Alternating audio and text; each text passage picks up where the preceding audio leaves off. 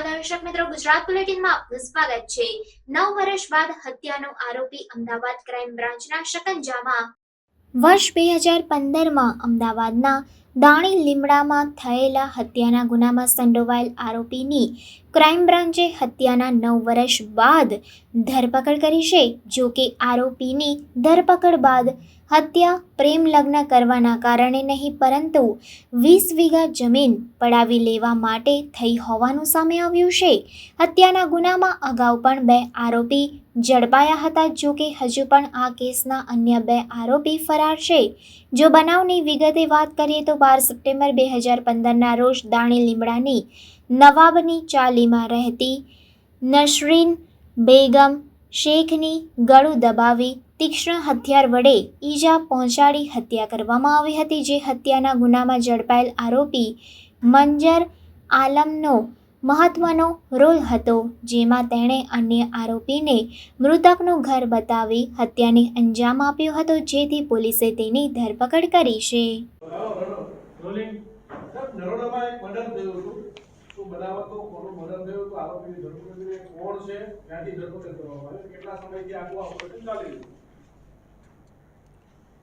ત્રીસ 9/2022ના રોજ નરોડા પોલીસ સ્ટેશનમાં એક હત્યાનો ગુનો નોંધવામાં આવેલો હતો અને જે ફરિયાદી જે છે અમૃતભાઈ ડામોર, એમની ફરિયાદ મુજબ એમના પત્ની મધુબેનની કોઈ વ્યક્તિએ ગળું દબાવીને હત્યા કરેલાની ફરિયાદ નોંધાવેલી હતી। આ ગુનાના કામે કેટલાક સમયથી ક્રાઇમ બ્રાન્ચની ટીમ કામ કરી રહી હતી, કારણ કે છેલ્લા કેટલાક સમયથી અમદાવાદ શહેરમાં બનેલા ગંભીર પ્રકારના ગુનાઓ કે જે વણ ઉકેલાયેલ છે એ ગુનાઓ શોધવાની એક પ્રકારની ઝુંબેશ ચાલી રહેલી છે અને એના ભાગરૂપે જેટલા પણ વન ઉકેલાયેલ ગુના છે, ખૂનની કોશિશના કે મોટી લૂંટધાડના, એ ગુનાઓ શોધવાની પ્રક્રિયા હાલ ચાલી રહેલી છે। એ પૈકી આ ગુનામાં એક આરોપીને ઓરિસ્સા સોનપુર ખાતેથી પકડવામાં આવેલો છે। આરોપીનું નામ છે પંકજ બબલુ અરુણ શાવ, જે ગામ ગિધોર તાલુકો જમોઈ બિહારનો રહેવાસી છે અને એ ઓરિસ્સા ખાતે એના મામા સાથે રહેતો હતો। આ ગુનાની જે વિગત છે મુજબ એવું છે કે મૃતક મધુબેન તથા એમના પતિ અમૃતભાઈ તથા હાલમાં જેની ધરપકડ કરવામાં આવેલી છે આરોપી પંકજ, ત્રણેય સાથે અર્ચિત ઓર્ગેનિક્સ લિમિટેડ જે કંપની છે નરોડા ખાતેની, ત્યાં 3 જણા નોકરીએ હતા અને જે પંકજ જે છે એને આ 3 સાથે પરિચય થયેલો અને જમવાની તકલીફ હોવાના કારણે એણે અમૃતભાઈ સાથે વાત કરેલી કે મારે જમવાની બહુ તકલીફ છે, એટલે પછી એમણે આ પતિ પત્ની બંને એને પોતાના ત્યાં જમવા માટેનું દર મહિને 2500 રૂપિયા આપી અને જમવાનું નક્કી કરેલું। એટલે રોજ સવાર સાંજ બંને ટાઈમ પંકજ એમના ઘરે જમવા જતો હતો। આ 1 વર્ષના સમયગાળા દરમિયાન આ જે એમનો સંબંધ રહ્યો ત્યાં સુધીમાં મધુબેન અને પંકજ સાથેના એમના સંબંધો વિકસ્યા હતા અને એના કારણે એકવાર અમૃતભાઈ જે છે એ મધુબેન અને પંકજને એક સાથે જોઈ ગયેલા અને એના કારણે એને ત્યાંથી આવતો બંધ કરી દીધેલો। આ બનાવ પછી પંકજ પોતાના ગામ બિહાર ખાતે જતો રહેલો અને ત્યાં એની બહેનના લગ્ન હતા। એ લગ્ન બાદ એની પોતાની સગાઈ થયેલી। પંકજની સગાઈ થયેલી છે એની જાણ મધુબેનને થતાં મધુબેને એને ખૂબ જ દબાણ કરેલું કે તું પરત અમદાવાદ આવી જા અને આપણે ભાગી જઈને લગ્ન કરી લઈએ। પંકજ ત્યાંથી પાછો આવે છે અને પાછો આવવા માટે એને જરૂરી જે નાણાં છે 2000 રૂપિયા મધુબેન મોકલી આપે છે। આ જે પંકજના અહીંયા આવ્યા પછી પંકજ ત્યાંની પોતાની સગાઈ તોડી નાખે છે અને અમદાવાદ આવે છે। અમદાવાદ આવ્યા બાદ એ મધુબેનને કહે છે કે આપણે લગ્ન કરીને ભાગી જઈએ, પરંતુ મધુબેનને એમના પોતાના પણ 2 બાળકો છે, એટલે 1-2 મહિના સુધી એ કોઈને કોઈ બહાના હેઠળ લગ્નની ભાગી જવાની જે એમનું નક્કી કરેલું હતું એ ટાળતા હતા। આ 2 મહિનાના સમયગાળામાં એક વખત એ બંને વચ્ચે ઝઘડો થાય છે અને આ પંકજ જે છે એ મધુબેનનું ગળું દબાવી ત્યાં હત્યા કરી નાખે છે। હત્યા કર્યા બાદ પંકજ કોટા ભાગી જાય છે, કારણ કે કોટા એના મામા જે છે એક મીઠાઈની દુકાનમાં મીઠાઈ બનાવવાનું કામ કરતા હોય છે। એટલે કોટા ગયા પછી એને ખબર પડે છે કે એના મામા કોટા નથી પણ ઓરિસ્સા ગયેલા છે, એટલે ત્યાંથી એ ભાગીને ઓરિસ્સા જાય છે અને અત્યારે પકડાયો ત્યાં સુધી એના મામા સાથે મીઠાઈની દુકાનોમાં જ કામ કરતો હતો અને જે ઇન્ટેલિજન્સ ઇનપુટ્સ અને જે પણ કામગીરી ચાલી આ છેલ્લા 3 મહિનાથી. એ અરસામાં આ વખતે ટીમને સફળતા મળીને ઓરિસ્સાથી આરોપીને પકડી લાવેલા છે. જે હાલ આરોપી જે છે એ આ બનાવ પછી એના ગામ ગયેલો અને ત્યાંથી ભાગીને દિલ્હી ગયો હતો અને દિલ્હી ખાતે એ બેલ્ટ વેચવાની જે એનો છૂટક જનકપુરી ખાતે બેલ્ટ વેચવાનું કામ કરતો હતો, લેધર બેલ્ટ્સ. અને આ બનાવ પછી આટલા વર્ષોથી દિલ્હી ખાતે જ કામ કરતો હતો. આ બનાવ સંબંધે ઘણી બધી વિગતો વેરીફાઈ કરી, એકત્રિત કરી અને જૂની જે માહિતી હતી એ માહિતી સાથે હાલની માહિતીનો એનો સુમેળ સાધી કેટલીક હ્યુમન ઇન્ટેલિજન્સ અને ટેકનિકલ ઇન્ટેલિજન્સ આધારે આરોપી દિલ્હી ખાતે છે એવી માહિતી મળતા ક્રાઇમ બ્રાન્ચની ટીમ દ્વારા દિલ્હી જઈ આરોપીને પકડવામાં આવેલો છે.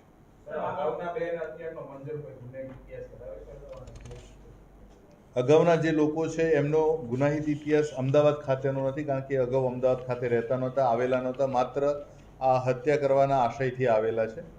અને બે જે આરોપી અત્યારે વોન્ટેડ જે છે એની પણ અત્યારે ધરપકડ કરવાની કાર્યવાહી ચાલુ છે.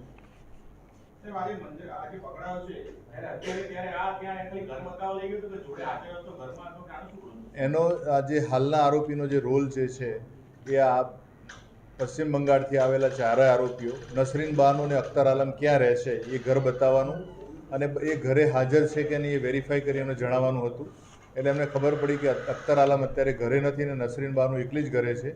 એ સમય દરમિયાન આ ચાર આરોપી ત્યાં જાય છે અને હત્યાને અંજામ આપે છે.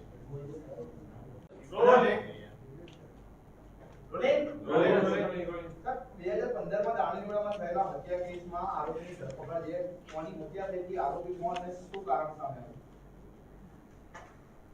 આવ્યું?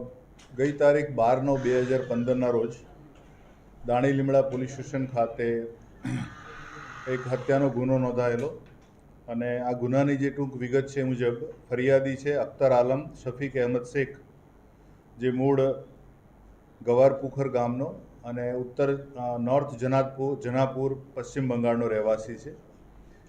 જે અખ્તર એના ગામ હતો ત્યારે એને જ ગામની નસરીન બાનુ શેખ સાથે પ્રેમ સંબંધ થયેલો. આ નસરીન બાનુના જે પિતા જે છે એ ખેતી કામ કરે છે અને એમની ઈચ્છા એવી હતી કે એમને ફોઈના દીકરા સાથે અજમલ શેખ સાથે આ નસરીનના લગ્ન થાય, પરંતુ નસરીનને અખ્તર આલમ સાથે પ્રેમ હોય એ બંને જણા ભાગીને લગ્ન કરેલા. આ લગ્ન કર્યા બાદ નસરીન અને અખ્તર આલમ બંને દિલ્હી આવેલા અને દિલ્હી થોડો સમય કામકાજની શોધ કરેલી, પણ પછી ત્યાંથી એ લોકો બંને અમદાવાદ આવેલા અને નવાબની ચાલી શાહ આલમ ખાતે રહેતા હતા.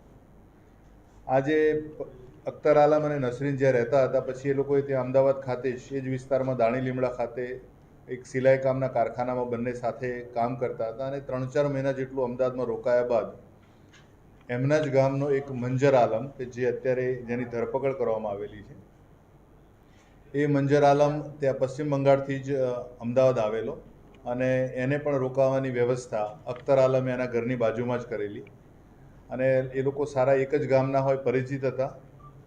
આ ગુનાનો જે મોટિવ જે છે આ જે હત્યા કરવાનો, એમાં શરૂઆતમાં જે નારાજગી હતી એના માતા પિતાની કે એમને એમના ફોઈના દીકરા સાથે લગ્ન કરાવવાના હતા પણ એ લગ્ન ન કરાવી શક્યા. એટલે આ જે મૃતક નસરીન બાનુના જે પિતરાઈ છે સજ્જાદ હુસેન, સુફેદ આલમ અને ઇસરાઇલ, એ એના પિતરાઈ ભાઈઓ થતા હતા અને મુન્ના રહીમ શેખ જે ચોથો આરોપી છે એના મામાની દીકરી થાય છે નસરીન. એટલે આ ચાર આરોપી ત્યાં પશ્ચિમ બંગાળથી અમદાવાદ આવે છે. અમદાવાદ આવ્યા પછી આ મંજર આલમને કહે છે કે આ જે અમારા નારાજગી, કુટુંબની નારાજગી છે અને એના વિરુદ્ધ જેને એણે લગ્ન કરેલા છે એટલે અમે એની હત્યા કરવાના છીએ અને ક્યાં રહેશે તારે બતાવવાનું છે. તો મંજૂર આલમે જાતે એ લોકોની સાથે જઈ અને નસરીન જ્યાં રહે છે જગ્યા બતાવેલી. મૂળ હકીકત આ જે મૃતક જે છે એ એના માતા પિતાનું એકમાત્ર સંતાન હતું અને એના પિતાને 20 વીઘા જેટલી જમીન એના ગામમાં છે. એટલે આ જે કુટુંબની નારાજગી છે એના બાના હેઠળ આ પિતરાઈઓએ નક્કી કર્યું કે જો નસરીનની હત્યા કરવામાં આવે તો વારસદાર તરીકે એ લોકો સીધા આવી શકશે, કારણ કે એના માતા પિતાને કોઈ સંતાન નથી અને આ 20 વીઘા જમીન એમને મળી શકે એમ છે. આ ચારે જણ ત્યાંથી અમદાવાદ આવે છે અમદાવાદ આવ્યા પછી મંજર આલમને એ લોકો શાહ આલમ દરગાહ પાસે મળે છે ફરીથી કે આજે અમે કામ કરવાના છીએ. અને જ્યારે એ અખ્તર આલમ ઘરે નથી હોતો ત્યારે એ નસરીન બાનુના ઘરે જાય છે અને ત્યાં સજ્જાદ હુસેન નસરીનનું મોં દબાવી રાખે છે અને મુન્નો એને છરીથી ગળું કાપી એની હત્યા કરે છે. આ હત્યા બાદ 4 આરોપી અને 5મો મંજર આલમ બધા ભાગી જાય છે. એ પૈકી જે તે વખતની તપાસ દરમિયાન 2 આરોપી પકડવામાં આવેલા હતા, સજ્જાદ હુસેન અને સુફેદ આલમને. હાલ આ કામે મંજર આલમને પકડ્યા બાદ હજુ 2 આરોપી વોન્ટેડ છે, મુન્ના શેખ અને ઇસ્માઇલ શેખ, જેના માટે અત્યારે કાર્યવાહી ચાલુ છે.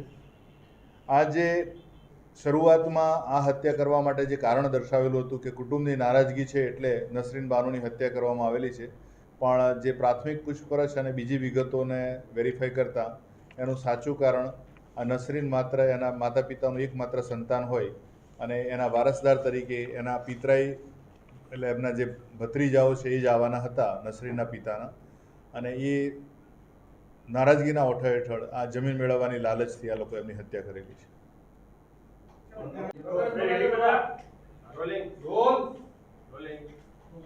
સાહેબ, એક લેપટોપ ચોરીનો ભેદ ઉકેલાયો છે. કેટલા લેપટોપ પકડવામાં આવ્યા છે, કેટલા આરોપી છે, ક્યાં ચોરી થઈ હતી, કઈ રીતે આખા ગુનાનો ભેદ ઉકેલાયો? ગઈ તારીખ 30 ઓગસ્ટ 2024ના રોજ ચાંદખેડા પોલીસ સ્ટેશનમાં એક ગરફોડનો ગુનો નોંધવામાં આવેલો હતો અને આ ગુનાની જે વિગત છે એ મુજબ જગતપુર અનુપમ પ્રાથમિક શાળાના કમ્પ્યુટર રૂમમાંથી એક લેપટોપ અને 38 જેટલા ક્રોમબુક્સની ચોરી થયેલી હતી. આ જે તિજોરીમાં મૂકેલા હતા એ લેપટોપ અને આ 38 ક્રોમબુક્સ તિજોરી તોડીને લઈ જવામાં આવેલા હતા. આ સરકારી શાળામાંથી ચોરાયેલા લેપટોપ બાબતે ક્રાઇમ બ્રાન્ચની ટીમ કાર્યરત હતી કે કેવા સંજોગોમાં આ બનાવ બનેલો છે અને આટલી સંખ્યામાં લેપટોપ કઈ જગ્યાએ હોઈ શકે, એની જાણકારી કોની પાસે હોઈ શકે અને કયા સમયમાં ચોરી કરી શકાય એ બાબતે કાર્યવાહી હાથ ધરતા 2 આરોપીની અટક કરવામાં આવેલી છે. આ કામે એક મુખ્ય લેપટોપ અને બાકી 38 ક્રોમબુક પણ કબજે કરવામાં આવેલી છે આરોપીઓ પાસેથી. આ જે આ પકડાયેલા આરોપી છે એ એક રાધે પટેલ અને વાઘેલા છે. આ રાધે પટેલનો મિત્ર જે ધ્રુવાંગ શાહ જે છે એ ધ્રુવાંગ શાહ આ સ્કૂલોમાં લેપટોપ મેન્ટેનન્સનું કામ કરતો. તો ઘણીવાર આ શાહની સાથે આ રાધે પટેલ અને અક્ષતસિંહ વાઘેલા બંને એની સાથે જતા હતા અને આ બંને 18 અને 19 વર્ષની ઉંમરના આરોપી છે અને એમણે જોયું કે આ શાળામાં એક જ જગ્યાએ ઘણા બધા લેપટોપ અને ક્રોમબુક રાખવામાં આવેલા છે અને એ લોકોએ આ વસ્તુ જોયા પછી એમણે 30/8ના રોજ આ બનાવને અંજામ આપ્યો અને બંને આરોપી પાસેથી એક લેપટોપ અને ચાર્જર સાથે 38 ક્રોમબુક, હેડફોન એમ કુલ મળી 3,47,100 રૂપિયાની મુદ્દામાલ કબજે કરવામાં આવેલો છે અને આ જે ગુનો છે ડિટેક્ટ કરવામાં આવેલો છે. ચોરી કર્યા પછી આ મુદ્દામાલ આપણે ક્યાં રાખ્યો, શું કરવાનું? આ મુદ્દામાલ એ લોકો થોડા સમય એમની પાસે રાખવાના હતા અને ત્યારબાદ જે રીતે એમને તક મળે એ પ્રમાણે આ સેકન્ડમાં આ લોકો આ ક્રોમબુક અને લેપટોપ વેચી નાખવાના હતા. ના, ધ્રુવમનો કોઈ રોલ નથી. એ માત્ર દરેક સ્કૂલમાં લેપટોપના મેન્ટેનન્સ માટે જાય છે સરકારી કોન્ટ્રાક્ટ આધારે અને એના મિત્રો હોય એ સાથે જતા હતા, જેના કારણે એમની પાસે માહિતી હતી કે આ સ્કૂલમાં આ રીતે ચોરી થઈ શકે એમ છે. હા, બંને અભ્યાસ કરે છે પણ એ બંને ઘાટલોડિયાના જ રહેવાસી છે. ચોરી કરવાની એવી રીતે શું જરૂર પડી, એની ક્યાં જરૂરિયાત ઊભી થઈ હતી, એનો પરિવાર શું કરે છે, જરૂરિયાત શું હતી? આ લોકો સામાન્ય બેકગ્રાઉન્ડથી આવે છે અને એ લોકોને એવું હતું કે આટલા લેપટોપની ચોરી કરવાથી એમને જે પણ મોજ શોખના રૂપિયા જે વાપરવા મળશે એ મળશે એટલે, અને પૂર્વ ગુનાહિત કોઈ ઇતિહાસ નથી, પરંતુ એમની જે તક મળી અને જે એમની લાલચ હતી પૈસા કમાવાની કે આટલા લેપટોપ ચોર્યા કર્યા પછી આટલા રૂપિયા મળશે એ અંદાજે આ ગરફોડ થયેલી છે.